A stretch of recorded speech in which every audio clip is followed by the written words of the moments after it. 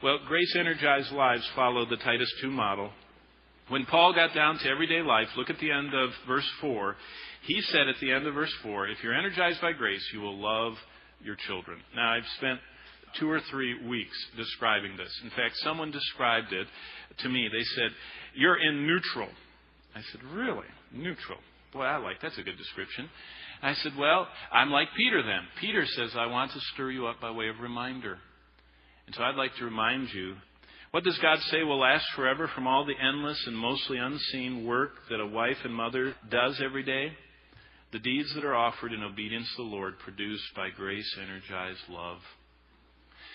If you're a godly woman, and if you're married, and if you have children, then the bulk of your life, the vast majority of your life, is not going to be consumed in commentaries and Greek word studies.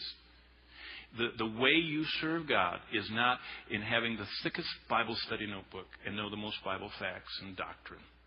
It's living out the doctrine you know, loving your husband and your children.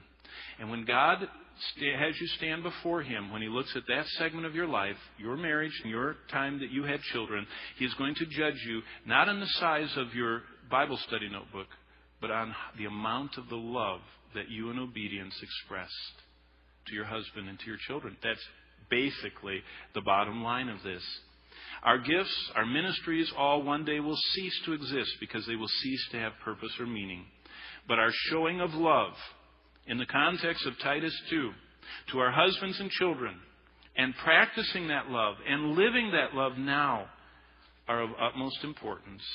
More important than having any of the other virtues or gifts, because love is the link God gives us with His eternal self. You know who said that? I just read it. I read it right out of a page of a friend of mine who was commenting on this verse. And that friend of mine, who was my pastor for 5 years, who trained me, I agree with him that all the other stuff is going to someday cease. But showing love, and in the context here, to your husband and your children, is most important. I hope you realize that. The key to grace-energized lives, marriages, and families is love. And so it says in verse 4, love your children. Grace-energized mothers make sure that their loved ones feel their love. You can't just show it. You have to make sure that it's communicated. Remember, communication is creating understanding in someone. You just don't talk. You make sure they understand. You don't just say, oh, I love. You make sure that they feel that love. How? How do people feel love? Well, turn to Mark chapter 10. Let me just give you a quick review. Because in Mark 10 and verse 16, look what Jesus did. When Jesus interacted with children, what's His model?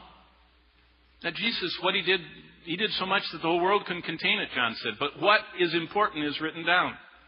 So instead of wondering what isn't in the Bible, we should focus on what is. And it is very clear, whenever you see Jesus involved with children, you see a common element. And the common element is in Mark 10:16. When Jesus blessed the children, He gathered them into His arms. Jesus was always touching those He ministered to. He could have healed them with a word, but 9 times in Mark's gospel alone, Jesus touches those He served. So should we. The act of touch is a key to communicating warmth and affection. It's even essential to physical health. I mean, nowadays the hospitals are hiring, and some of the rehab centers are hiring people just to be around, just to be near others. There seems to be something needed by a human being to have others around expressing love. As it says in Proverbs, that merry spirit gives health to our bones. And sometimes when people aren't feeling that, they can see at least that love communicated through other people. Jesus communicated that love. Be generous with your hugs. Remember the ways we already learned from Christ's training of His disciples and Paul's training of Timothy. So like Jesus, grace-energized mothers love their children in a way that can be felt when they use meaningful touches with them. That's the conclusion we learned.